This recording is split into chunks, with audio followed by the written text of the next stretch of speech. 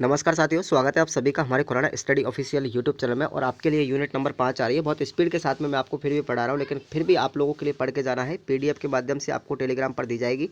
और कौन कौन से प्रश्न मुख्य मुख्य हैं वो एक बार अपनी पीडीएफ में निशान लगा लीजिएगा और अपनी सीरीज में लगा लीजिएगा। जिन विद्यार्थियों के लिए सीरीज जिन क्षेत्रों में अवेलेबल नहीं हो पा रही है उनके लिए मैं सीरीज की भी व्यवस्था पूरी तरीके से कर रहा हूँ। प्रत्येक पेज को मैं कॉपी करके और स्कैन करके आपको टेलीग्राम पर डाल रहा हूँ। प्रश्न नंबर 1 है कि मध्यकाल में उच्च धार्मिक शिक्षा दी जाती थी। तो भैया ये उपरोक्त सभी मंदिरों में, मदरसों, बिहारों में और घटिकाओं में दी जाती थी। तो आपका राइट आंसर क्या हो जाएगा? टी हो जाएगा। क्लियर। अगला प्रश्न है, मद्रास प्रेसिडेंसी का सर्वेक्षण किसके द्वारा किया गया था? याद रखना इस प्रश्न को, बहुत अच्छा प्रश्न है कि मद्रास प्रेसिडेंसी का जो सर्वेक्षण किया गया था वो किया गया था गवर्नर थॉमस मुनरो के द्वारा। ऑप्शन ए राइट कर लेंगे। क्वेश्चन नंबर अगला है कि बॉम्बे प्रेसिडेंसी कॉलेज में अधिकांश शिक्षक कौन होते थे? ब्राह्मण होते थे भैया। बॉम्बे प्रेसिडेंसी जो कॉलेज थी उसमें अधिकांश जो टीचर थे वो ब्राह्मण जाति के थे। बंगाल एवं बिहार में एक विद्यालय होता था। कैसा होता था कि बंगाल और बिहार में जब कोई विद्यालय बनाया जाता तो उसमें 400 की कम से कम आबादी होनी चाहिए थी। 400 बच्चों की आबादी होने पर एक विद्यालय की स्थापना किया थी, या फिर वहाँ की जनसंख्या 400 के आसपास होनी चाहिए थी। बंगाल बिहार के विद्यार्थी विद्यालयों में पढ़ने जाते थे तो सभी जातियों के जाते थे भैया। ठीक है। मद्रास प्रेसिडेंसी में शिक्षा का माध्यम क्या था? तो मद्रास प्रेसिडेंसी थी, ठीक है ना, उसके अंतर्गत हिंदी, अंग्रेजी और संस्कृत तीनों भाषाओं के अंतर्गत शिक्षा प्रदान की जाती थी। अगला प्रश्न है, औपनिवेशिक काल में संस्कृत आधारित उच्च शिक्षा दी जाती है तो वो टॉल में दी जाती है। औपनिवेशिक काल की बात की जा रही है यहाँ पर साथियों। औपनिवेशिक काल में संस्कृत में जो उच्च शिक्षा दी जाती थी वो टॉल में दी जाती है। याद रखना, टॉल में। दहेज शिक्षा, देशा जो शिक्षा दी जाती थी तो आप लोग याद है, विद्यालय, टोल में और मकतबों सभी जगहों पर दी जाती थी। डी ऑप्शन राइट कर लेंगे। अगला प्रश्न है, ईस्ट इंडिया कंपनी भारत में व्यापार करने के लिए कब आई थी? तो याद रखना 1600 ईस्वी के अंतर्गत, 1600 मतलब 1600 ईस्वी के अंतर्गत ईस्ट इंडिया कंपनी भारत में आई थी। उसके बाद कंपनी के शासन का अंत कब हुआ था? तो 1600 में तो स्थापित हुई थी भारत के अंतर्गत, और 1658 में इस कंपनी का शासन खत्म हो गया था। उसके बाद ग्रांट का भारत में अंग्रेजी प्रचार शिक्षा करने का उद्देश्य क्या था? तो अंग्रेजी शिक्षा का प्रचार करने के लिए ग्रांट जो कमीशन आया था उसका उद्देश्य था कि शासक और शासितों के बीच में एक अच्छी समझ होना चाहिए। अगला मैकाले जो थे, मैकाले को लोक शिक्षा समिति का सभापति का नियुक्त किया गया था। याद रखना, लॉर्ड मैकाले थे और उनको 1834 ईस्वी के अंतर्गत लोक शिक्षा समिति का सभापति नियुक्त किया गया था। अगला प्रश्न है, बहुत अच्छा प्रश्न है। लॉर्ड मैकाले का एक कथन है ये साथियों कि भारत और अरब के संपूर्ण देशी साहित्य और 6 यूरोपियन पुस्तकालय की एक सेल्फ के बराबर है। तो ये कथन किसका था? लॉर्ड मैकाले का। क्लियर।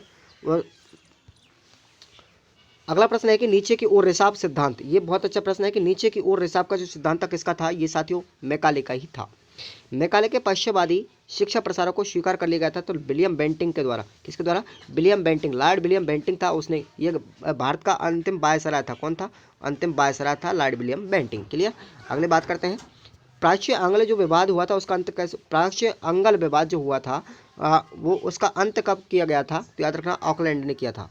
अगला प्रश्न है, आधुनिक शिक्षा के प्रचार के पक्ष में कौन थे? तो ये सभी बंदे थे, जैसे राजा राममोहन राय, ईश्वर चंद्र विद्यासागर और सावित्रीबाई फुले। क्लियर। अगला प्रश्न है कि सत्यशोधक समाज की स्थापना किसने की? बहुत अच्छा प्रश्न है कि सत्यशोधक समाज की स्थापना की थी साथियों ज्योतिबा फुले ने की थी। उसके बाद भारत में प्रथम महिला विद्यालय की स्थापना की शिक्षिका कौन थी? तो याद रखना, प्रथम महिला विद्यालय जो खोला गया था सावित्रीबाई फुले के द्वारा की गई थी, जो ज्योतिबा फुले की पत्नी थी। क्लियर। उसके बाद अगला प्रश्न है कि हंटर आयोग के समक्ष महिलाओं का पक्ष क्या था? किसने रखा था? तो पंडित रमाबाई सरस्वती ने रखा था। हंटर आयोग के समक्ष जो महिलाओं का पक्ष रखा था वो पंडित रमाबाई ने रखा था। बम्बई में शारदा सदन की स्थापना किसने की थी? तो रमाबाई ने की थी साथियों। ठीक है। अगला प्रश्न है कि साइंटिफिक सोसाइटी ऑफ अलीगढ़ की स्थापना किसने की थी? सर सैयद अहमद खान ने की थी। साइंटिफिक सोसाइटी ऑफ अलीगढ़ की स्थापना याद रखेंगे आप लोग किसने की थी? सर सैयद अहमद खान ने रखी थी। ऑप्शन ए राइट कर लेंगे इसका। और हंटर आयोग की स्थापना से पूछी जाए तो 1882 में की थी। 1882 के अंदर हंटर आयोग की स्थापना की गई भारत के अंदर। अगला प्रश्न है कि प्राचीन काल में गुरुकुलीय शिक्षा का प्रारंभ होता था उपनयन संस्कार के द्वारा। आपने पढ़ा होगा कि बच्चे के जब जन्म से लेकर मृत्यु तक किसी भी व्यक्ति के, प्राणी के कितने होते हैं? 16 संस्कार होते हैं। उनमें से उपनयन संस्कार भी होता था कि गुरुकुल में जब शिक्षा के लिए प्रवेश करता था बच्चा तो वो उसके गुरु के द्वारा उपनयन संस्कार किया जाता था। उसके बाद मुस्लिम शिक्षा में प्रारंभिक शिक्षा के केंद्र होते थे मकतबों के अंतर्गत, मुस्लिम संप्रदाय के अंतर्गत शिक्षा दी जाती थी। प्राच्यवादी कौन होते थे? ये प्राच्यवादी थे भैया पूर्वी देशों के विद्वान थे, काशी के पंडित थे और अरब, अरबी और फारसी के विद्वान, ये सभी प्राच्यवादी थे। अगला है कि मैकाले भारत में शिक्षा के माध्यम से ऐसे लोग बनाना चाहता था जो रंग रूप में भारतीयों पर विचार, रंग रूप में तो भारतीयों पर विचारों में कैसे होनी चाहिए? अंग्रेज होते थे। मैकाले यही बात को भारत के अंतर्गत स्थापित करना चाहता था। मैकाले भारत में शिक्षा का माध्यम जिस भाषा को रखना चाहता था वो थी हमारी अंग्रेजी। अंग्रेजी के माध्यम से पूरे भारत को अंग्रेजी संपूर्ण प्रभुत्व बनाना चाहता था मैकाले। मैकाले के बाद में शिक्षा का घोषणा पत्र जो 1854, याद रखना शिक्षा का घोषणा पत्र कब आया था, 1854 के अंतर्गत आया था। और इसका घोषणा पत्र जो था वह कौन सा था, वुड का घोषणा पत्र। कौन सा था, वुड का घोषणा पत्र। अगला प्रश्न है कि प्राथमिक शिक्षा में भारतीयों के योगदान देने वाले में से कौन है। तो ये सभी बंदे थे भारतीयों के योगदान में। बड़ौदा के नरेश थे, महाराजा कोल्हापुर थे और गोखले थे, गोपाल कृष्ण गोखले, याद रखना इसको। उसके बाद भारतीय शिक्षा आयोग की स्थापना की 1882-83 के अंतर्गत। तो इसको क्या कहते हैं, इसको हंटर कमीशन भी कहा जाता है साथियों, ठीक है ना। उसके बाद आर्य समाज के संस्थापक कौन थे, याद रखना स्वामी दयानंद सरस्वती थे। क्लियर। आगे बात करते हैं अगले, अब छोटे प्रश्नों की तरफ बढ़ते हैं हम। थॉमस मुनरो ने, अब आपको मैंने बता दिया कि थॉमस मुनरो ने कौन सी शिक्षा संस्था सर्विसिंग किया, मद्रास प्रेसिडेंसी का। ओके। उसके बाद संस्कृत शिक्षा की उच्च शिक्षा कहा दी जाती है, संस्कृत की उच्च शिक्षा दी जाती है टॉल के अंतर्गत, जहाँ पर व्याकरण, ज्योतिष और दर्शन की आदि का अध्ययन किया जाता था।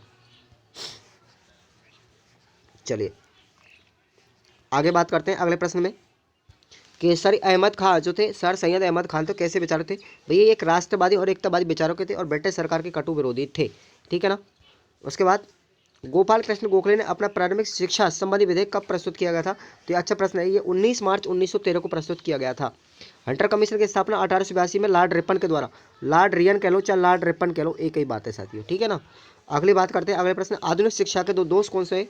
तो एक तो आधुनिक शिक्षा सरकारी नौकरी के लिए योग्य बनानी थी और दूसरा था अंग्रेजी शिक्षा से निर्धन लोग दूर रहें, गरीबों के लिए कोई शिक्षा प्रदान नहीं की जाती थी। अगला है कि इस शिक्षा से एक छोटे से बुद्धिजीवी वर्ग को जन्म दिया और इस शिक्षा ने भारतीय समाज को 2 वर्गों में बांट दिया था। मैंने आपको बताया नीचे की ओर रिसाब जो था मैकाले था और कहना चाहता था ये कि औपनिवेशिक काल में एक वर्ग का कहना है कि वो शिक्षा ऊपर से छन करके नीचे की ओर पहुंचती। जब इस कंपनी के संसाधन से भारत के उच्च वर्ग को शिक्षित किया जाए तो शेष लोगों को शिक्षित करने का दायित्व उच्च शिक्षा वर्ग पर छोड़ देना चाहिए।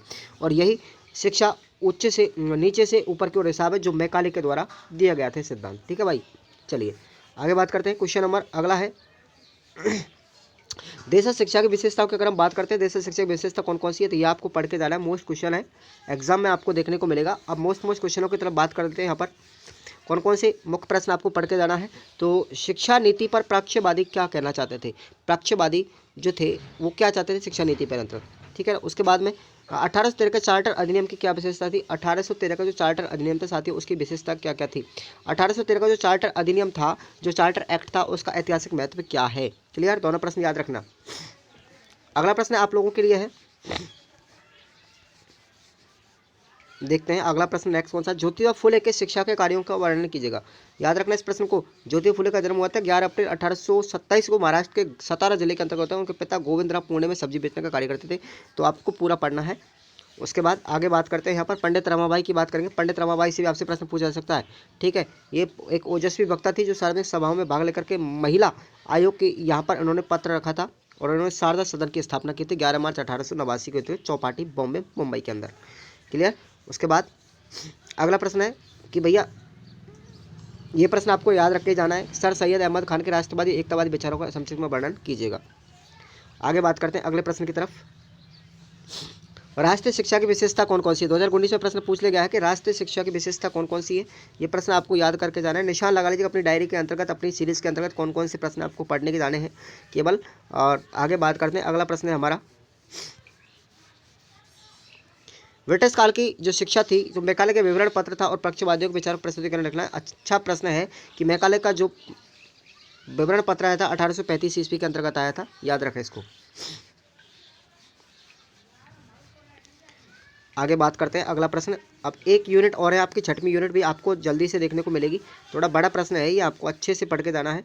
बुड्स डिस्पेस की संस्तुतियों का, बुड डिस्पेस जो थे, बुड्स डिस्पेस उसकी संस्तुतियों का भारतीय शिक्षा पर क्या प्रभाव पड़ा, ये भी आपको याद करके जाना है। क्लियर। आगे बात करते हैं, एक प्रश्न और है आपको अच्छे से याद रखना है, भारतीय शिक्षा आयोग या हंटर कमीशन 1882 की सिफारिशों का उल्लेख कीजिएगा। और ये मोस्ट प्रश्न है, बस इस वीडियो के अंतर्गत आपको इस यूनिट में इतने ही प्रश्न पढ़ के जाने हैं, इसके अलावा पढ़ने की कोई आवश्यकता नहीं है और इनमें से आपको प्रश्न देखने को जरूर मिल जाएगा। धन्यवाद, मिलते हैं यूनिट नंबर 6 के अंतर्गत, तब तक के लिए जय हिंद, वंदे मातरम। PDF के लिए आपको टेलीग्राम चैनल पर PDF मिल जाएगी, सब लोग टेलीग्राम को ज्वाइन कर लीजिएगा।